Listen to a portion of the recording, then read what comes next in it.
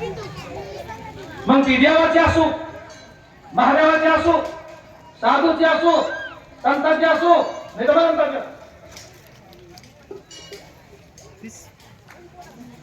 पाटील म्हणजे तुमची का माझी काय सुट्टी काय, मला कोण माफ करते?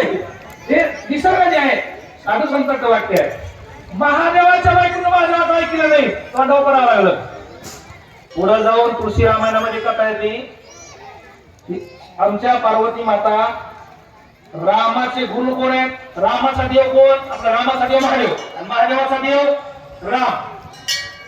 मग रामाच्या बायकोचे रूप घेतलं, पुन्हा पार्वतीनं रूप घेतलं. त्या दिवशी महादेवाने सांगितलं तुझ्या बाबाविषयी सगळा, तो माझ्या माईचं रूप घेतलास, आजपासून पत्नीचं पतीचं नातं तुझा माझा संपला. दररोज पूजा करताना पार्वती डाव्या साईडला बसायच्या आणि रामाला फसून आले मारून महादेवाने इकडचा पाठ उचलला, इकडून द्याला. ते म्हणले पत्नी डाव्या साईडला असते, ते म्हणले तुम्ही आता पत्नीच नाही, तुम्ही माझी माय आहे. परवडतंय नवऱ्याला फसवायला? नवरे विरोधात जायला परवडतंय? ब्रह्म विष्णू महेश ठिकाच्या बायका अत्रि ऋषीला घाई पंगला न ऐकत आल्या. जवळ पार्वती जवळ आला, जाऊया तिकडे राम. रामाच्या बायकोने रामाचं ऐकलं नाही.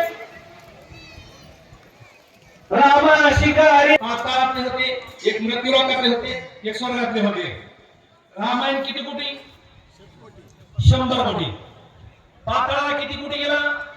33 कोटी 33 लाख 33,333. मानलाय मृत्यूलोकाला तेवढं, स्वर्गाला तेवढं. 1 श्लोक किती अक्षराचा असतो? 32. 1 श्लोक उरला, 1 श्लोक उरल्यावर सुद्धा हे म्हणले तुम्हाला नाही जमणार तो श्लोक. मग रामानं महादेवानं त्याचे 10 अक्षर निघालेले एका श्लोकातले. राहिले खाली 2 अक्षर, एक रा एक म. हे मला येऊन लागा अक्षरी वाटणे झाल्या.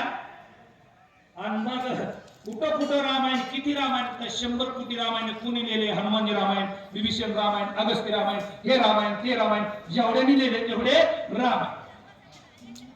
शंकर वक्ता सोयापन श्रोता भवानी सावधान, ते शिव भवानी रामायण कथा विज्ञान विचित्र.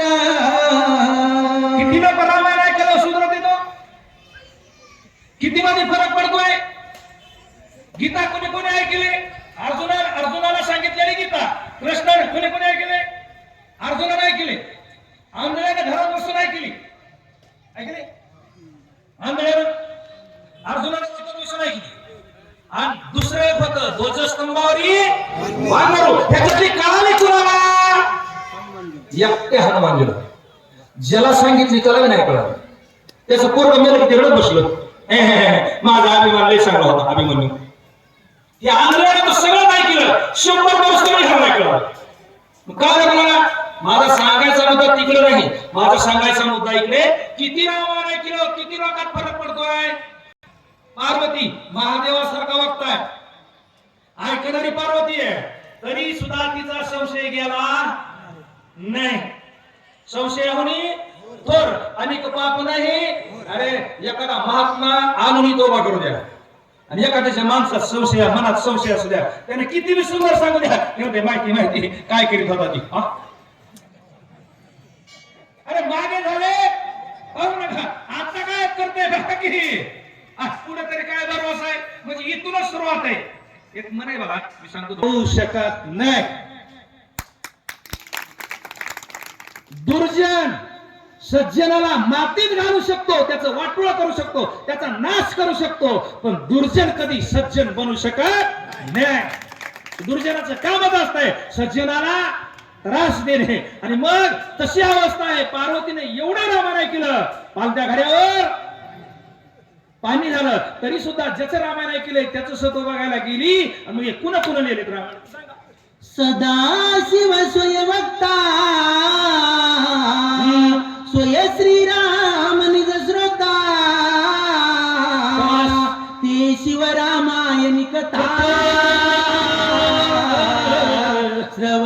ऐकता स्वानंद श्रवणी ऐकता स्वानंद. बघा, गंगेतलं पाणी घ्यावा, अन्नाकडे बस की, गंगेतलं पाणी घ्यावा, गंगेला स्वाहा करावा. आंब्याच्या फळाला, आंब्याच्या झाडाला आंब्याचं फळ खा म्हणावा, तशी अवस्था आहे. रामायण रामाचं सांगणारे महादेव आणि ऐकणारा श्रोता राम या ओळीत आहे. रामाने सुद्धा रामायण आवडीनं ऐकलं का? त्याचं कारण आहे, तुझा आहे तुझं पाशी परी तुझा गा सुखलाशी. रामाला माझ्या नावात एवढी ताकद आहे, मी एवढा मोठा राम आहे, हे सुद्धा रामाला अंदाज लागला नव्हता. कसं असते, ज्याची त्याला माझी मला तुमची मला आपल्या आपल्या कॅल्क्युलेशन बघा, आपली किंमत आपल्याला आपली किंमत कळलेली नसती, लोकांना आपली किंमत माहिती असती, आणि आपल्याला आपली किती बी किंमत कळाली तरी घरचे आपल्याला किंमत देत. ते नुसतं म्हणते, आता मी गेल्यावर कसं होईल तुमचं, कसं होईल मरून बघ, कसं होईल तसं होईल, फरकच पडत नाही. किती गेले, आजा मेला पंजा मेला, बाप मसना गेला, देखत देखत नातू पंतू तोही तैसा झाला. अजून किती लोक उपाशी आहेत. अरे जे त्याच्याशी पाणी पित नव्हते, जे त्याच्याशी खात नव्हते, जे त्याच्याशी बसत नव्हते, ते सुद्धा माणसं दुसऱ्या दिवशी का व्हायना पिटन भाकर खात्यात. राहताय कुठं? रामानं ऐकलं, महादेवानं सांगितलं, पार्वतीला नाही कळलं. सोये श्रीराम स्वानंदे पूर्णा, अपना प्रतिवदे अपना, ते कथात्म रामायणा, गोड निरूपणा सर्वार्थी, गोड निरूपण सर्वार्थी. सर्वांना हे काय रामापुरतं ते सांगतो मी, जे विषय आहे ना तो सांगतो, पण हे गोड कोणाकोणाला आहे? यारे यारे लहान थोर याती भलते, नारी नर करावा विचार न लगे चिंता. अरे कोणी चिंता करायची गरज नाही. काय लोक म्हणतात, दादा महाराज 50 वर्ष झालं खाऊ नाही ते खाल्लं, पिऊ नाही ते पिलं, आता लय कदुराला या आपल्याकडे. जिसका कोई नाही होता उसका भगवान होता है. घरच्यांनी बाहेर काढलं, मंदिरातून कोणी काढू शकत नाही. परमार्थात नसत जगत सत्यात नुसता येणं घ्या, कुठं सत्ता असेल तिथं. अरे इना घेऊन खाऊन पिऊन तुम्हाला लक्ष नाही. इथं किती तर काय अडचण आहे होय, बरं परमार्थात काय अडचण आहे, फक्त यायलाच अडचण आहे. मी गेल्यावर नातायचं कसं होईल, काय नातरुंड माझ्याशी राहतच नाही, तू बिस्किट खातोस म्हणून नातरुंड तुझ्याशी कसं राहत नाही. ही कथा आता या विषयी आत्मरामायण एक रामायण आहे. सांगितलंय कुणा? रामानं. ऐकलंय कुणा? रामानच. लोक म्हणतात आत्मचरित्र, बरोबर आहे. रामानं आपल्यामध्ये आपल्याला बघितलं. मी आहे का? एक नाटक होतं बाबा, तो मी नव्हेच. आपल्यात आपण दुसऱ्याला विचारायची गरज नाही. आपल्या मनाचा अर्थ पुढे करायचा, त्याच्यामध्ये बघायचं आपण कसं दिसतो. कशात? मनाच्या आरशात. या काचाच्या आरशात बघायचं नाही. काचाच्या आरशात बघताना 10 मिनिटात चेहरा एकदम पाहिजे तसा होतो. 10 मिनिटात आरशात चेहरा सुंदर करू नका. जीवन असं बनवा की तुमचं चरित्र आणि शरीर सुंदर झालं पाहिजे. त्याच्यासाठी जीवन आहे. कशाला जीवन आहे? रामानं बघितलं, रामाला जैमिनी कृत रामायण, अपूर्व कथेचे दान, आलोलिका निरूपण,